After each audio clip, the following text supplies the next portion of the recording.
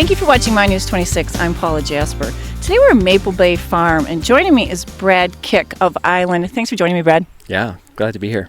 Now, can you start out by telling our viewers a little of the history of Island? What do you do? Sure. Island is a local nonprofit. We serve the 10-county region, and we are about tools for rural communities. It's art, it's agriculture, and ecology, finding ways to help people create places where we all want to live. And in what ways do you do that? So we have a lot of different programs.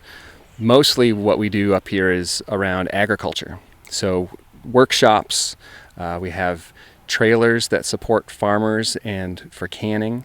And we're here today because we run a farmer residency program that's a business incubator for new farmers in partnership with the Grand Traverse Regional Land Conservancy here at Maple Bay Farm. And what other type of programs do you have? We also run an arts program called the Hill House, which is an artist residency that artists from all over the world apply for. The best artists are selected. It's sort of like a scholarship where they can come for between 2 and 4 weeks, live in a log cabin near the Jordan River with a fully stocked kitchen from all these local farms around here, and focus on creating new work.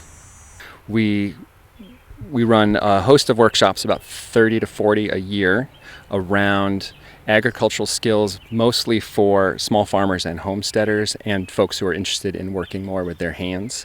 We think everybody should learn how to do more, develop those skills, and do it with their neighbors. So we teach classes like beekeeping, how to grow shiitake mushrooms on logs, how to figure out your first tractor, or how to use a chainsaw for the first time. This weekend, actually tomorrow, we have a class on basic carpentry for the small farm, and it's totally geared towards those folks who have never really picked up a circular saw. Maybe they're a little intimidated by it, and how to use it safely and effectively. Now tell us a little more of the history of your organization. Yeah, so we're 10 years old. My wife and I co-founded the organization. She came from an arts background. I came from a background in permaculture and natural building.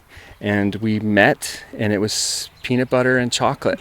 We didn't think it was going to work. It didn't really make sense to us at first. We said, but what happens when you combine art and ecology and agriculture?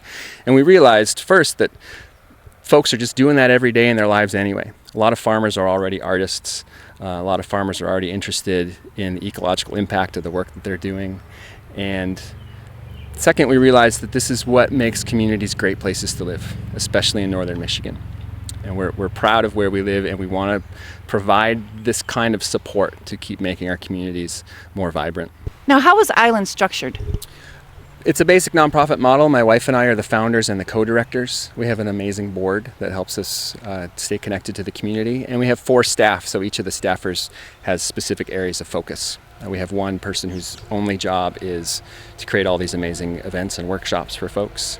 We have one person who works on all of the agricultural programs. So this is Preservation Station, which is a mobile canning trailer that you can pull onto a farm or into your backyard. You can either buy a ton of tomatoes, or if you're a farmer and your peach trees are ripe and you're overproducing, you can come out and we'll unpack the trailer into a canning kitchen. We'll throw a party. We'll teach people how to can. They'll all go home with food, and you get to sell your excess produce. Wow. Okay, what's contact information?